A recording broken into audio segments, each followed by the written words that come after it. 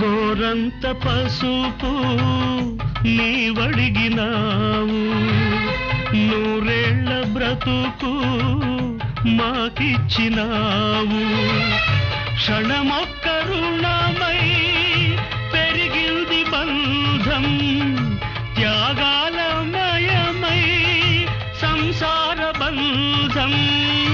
నీ చేయి తాకి చివురిల్చే చైత్రం, ఈ హస్తవాసే నాకుందనేస్తం.